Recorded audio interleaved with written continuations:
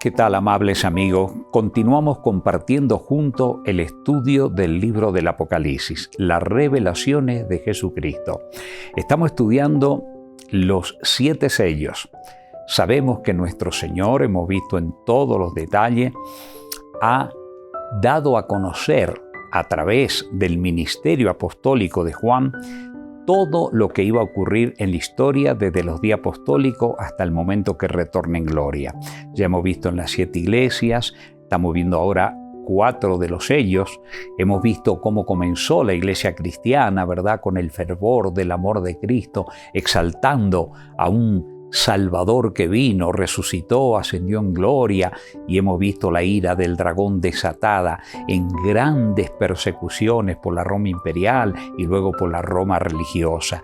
Hemos visto ya en el 4º sello el desarrollo de la historia hasta el año 1517, cuando comienza la gran era de la Reforma. Ahí surge don Martín Lutero y todos ellos que comprendieron en la Sagrada Escritura que la salvación viene por medio de Jesucristo, no por las obras, ni tampoco la adoración a imágenes y todo aquello.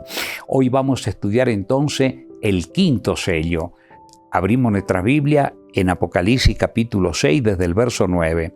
Cuando abrió el 5º sello, vi bajo el altar las almas de los que habían sido muertos por causa de la palabra de Dios y por el testimonio que tenían. Y clamaban a gran voz diciendo: ¿hasta cuándo, Señor santo y verdadero, no juzgas y venga nuestra sangre en los que mora en la tierra? Y se le dieron vestiduras blancas y se les dijo que descansasen todavía un poco de tiempo hasta que se completara el número de sus consiervos y sus hermanos, que también habían de ser muertos como ellos. ¡Qué tremendo!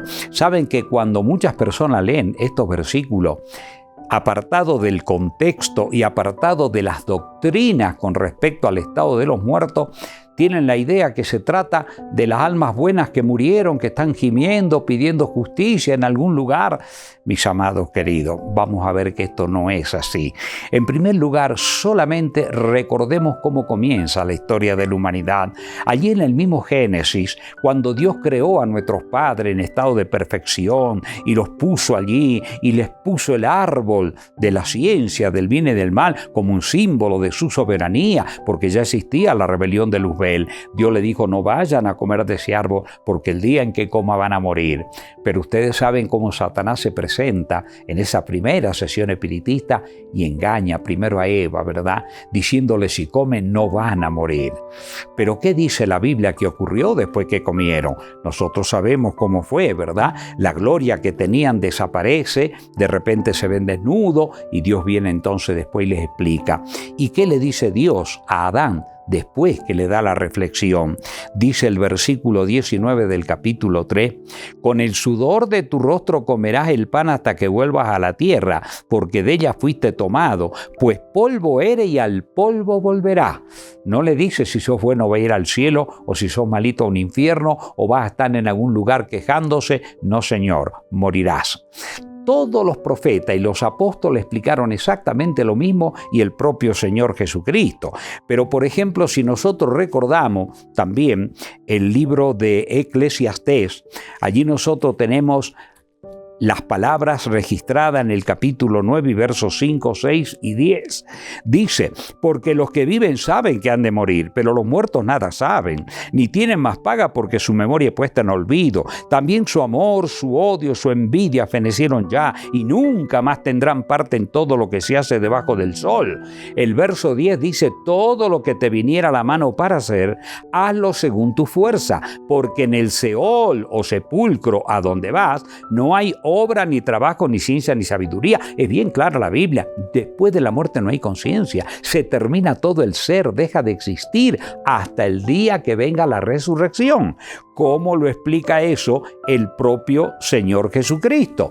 Si nosotros vamos al Evangelio de San Juan, capítulo 5, versos 28 y 29, leemos: no os maravilléis de esto, porque vendrá hora cuando todos los que están en los sepulcros oirán su voz, y los que hicieron lo bueno saldrán a resurrección de vida, mas los que hicieron lo malo a resurrección de condenación. Todos los muertos duermen hasta el día de la resurrección. Son inconscientes, no saben nada. Entonces, ¿cómo podemos entender esto esto que estas almas están gimiendo y pidiendo a Dios, ¿hasta cuándo, Señor? Bueno, en primer lugar, vamos a aclararlo todo eso con las Escrituras. Pero imagínense que las personas que creen en la vida de inmortalidad, por ejemplo, si esas almas están representando a todos los mártires que murieron en más de 1000 años y son hijos de Dios, supuestamente están gozando en el cielo por la eternidad felices. Y los que lo mataron a ellos también ya están muertos y están quemándose en el infierno. Así que ¿para qué van a pedir justicia? No tiene sentido, ¿se dan cuenta? Ese dogma de fe. Ahora, explicamos por qué entonces aparece allí como si estas almas estuvieran gimiendo. Saben que aquí se está aplicando una figura de personificación, que es donde se le da vida a las cosas que no tienen vida, que no existen. La Biblia misma lo explica en varias partes. Por ejemplo, si yo voy al mismo Génesis, ¿recuerdan ustedes cuando Caín mata a Abel? ¿Qué le dice Dios después que él mata a su hermano? Versículo 9 y 10 del capítulo 4 de Génesis. Y Jehová dijo a Caín, ¿dónde está Abel tu hermano? Y él respondió, no sé, ¿soy yo acaso guarda de mi hermano? Y él le dijo, ¿qué has hecho? La voz de la sangre de tu hermano clama a mí desde la tierra. ¿Qué les parece? La voz de la sangre de Abel, tu hermano, clama a mí desde la tierra. ¿Puede clamar la sangre? No. Lo que Dios le está diciendo, escucha, Caín, has matado a mi hijo Abel. Es un hijo fiel, él me obedece, tú no lo haces. Pero has cometido un gran error. Si bien es cierto que él un día resucitará, ¿qué le habrá hablado Dios a Caín? Pero dice, la sangre de él clama. O sea, realmente no es que literalmente la sangre clama ni las almas. Lo que pasa es que es una figura de personificación que está mostrando cómo aquellos mártires, ya cuando comienza la gran reforma protestante, Señor, ¿hasta cuándo vendrás? ¿Verdad? Y esos hijos de Dios están durmiendo hasta el día glorioso de la resurrección. Hay varias figuras de personificación que aparecen acá. Por ejemplo, si yo voy al libro del profeta Isaías, allí también tenemos una figura muy interesante. En el capítulo 55 de Isaías, el versículo 12, dice, porque con alegría saldré y con paz seréis vuelto. Los montes y los collados levantarán canción delante de vosotros y todos los árboles del campo darán palmada de aplauso. ¿Qué le parece? ¿Será que los árboles dan palmada de aplauso y que los árboles están cantando? No, es una figura de personificación que ilustra el gozo de aquellos hijos que iban a venir firme a Dios después de la gran batalla, todo aquello. Entonces, amigos queridos, ¿qué significa entonces todo esto? Ya hemos visto entonces, está mostrando una figura realmente interesante. Por ejemplo, si yo voy inclusive al Nuevo Testamento, si yo voy allí a la carta del apóstol Santiago, por ejemplo, allí me encuentro nosotros con el capítulo 5 de la carta del apóstol Santiago. Dice allí el versículo 4, he aquí clama el jornal de los obreros que han cosechado vuestras tierras, el cual por engaño no les ha sido pagado por vosotros. ¿Qué le parece? Clama el jornal de los obreros. ¿Puede clamar el jornal?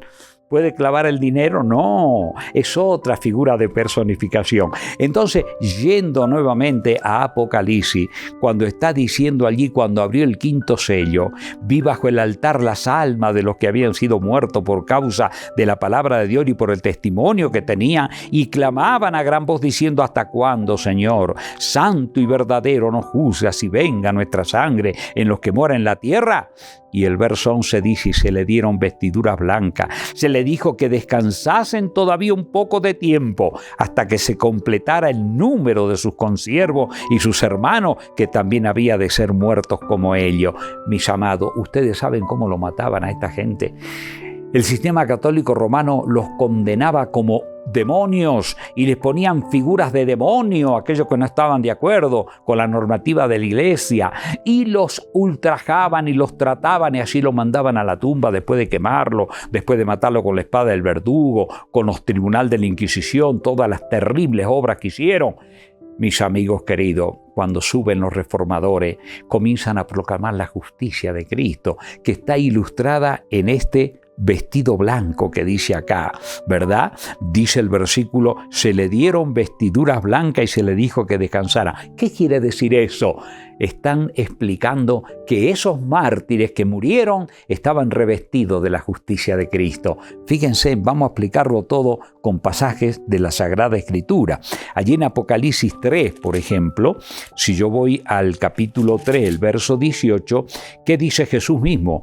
Por tanto, yo te aconsejo que de mí compres oro refinado en fuego, para que seas rico, y vestiduras blancas para vestirte, que no se vea la vergüenza de tu desnudez, y unge tus ojos con colirio para que veas. Cuando hemos estudiado en la iglesia de la Odisea hemos explicado todo esto. Las vestiduras blancas están simbolizando la justicia de Cristo.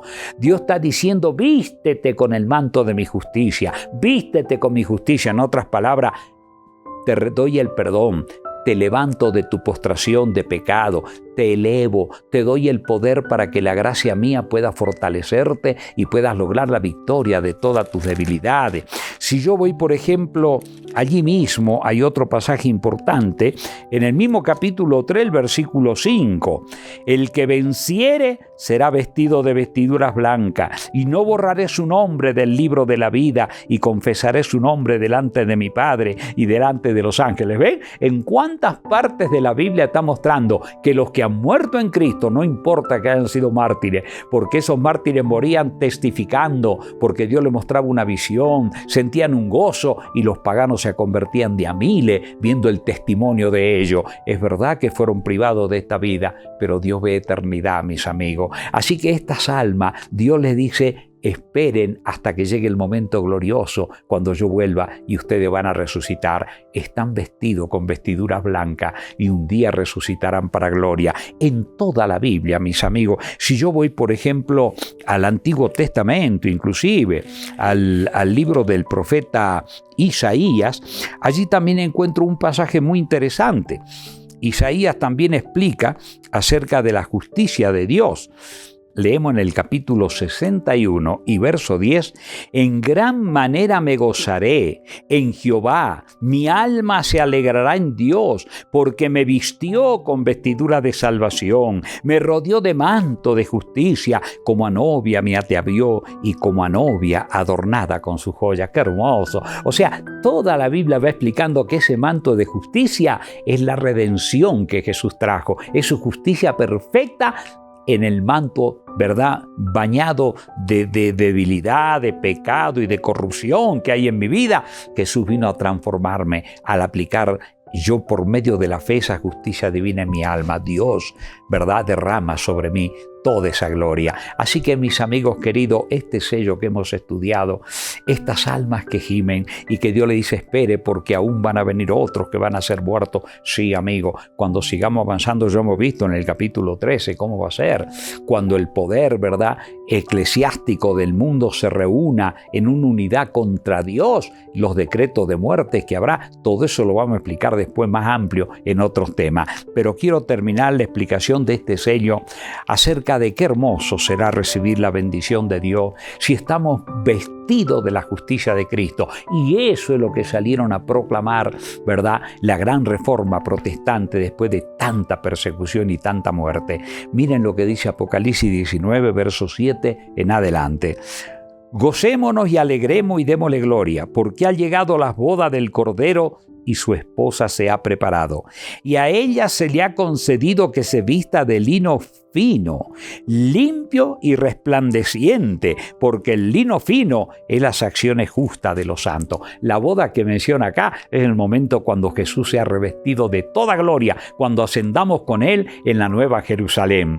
Y la pregunta es, ¿y cómo la Nueva Jerusalén se va a vestir de vestido lino, fino y resplandeciente? Sí, no la ciudad, sino que la ciudad nos recibe a nosotros, que vamos a estar vestidos de lino fino, blanco y resplandeciente, y la ciudad, la Nueva Jerusalén, se llenará de la presencia de los redimidos que hemos sido justificados por Cristo. Por eso el ángel Gabriel le dice en el versículo 9 a Juan, y el ángel me dijo, escribe, bienaventurados los que son llamados a la cena de las bodas del Cordero. Y me dijo, estas son palabras verdaderas de Dios. amigo querido, que Dios te bendiga. Que al estudiar este otro sello, como hemos visto, nos demos cuenta que no importa las pruebas que estemos llamados a pasar, para Dios todos esos mártires son hijos de resurrección. Y cuando Jesús venga, qué gloria que tendrán. Pero qué triste será para quienes los martirizaron. Cuando ellos tengan que resucitar, como dijo Jesús, será para condenación eterna recién. Que Dios te bendiga, es mi deseo y mi oración al estudiar estas maravillosas verdades en las revelaciones de Jesucristo. Amén.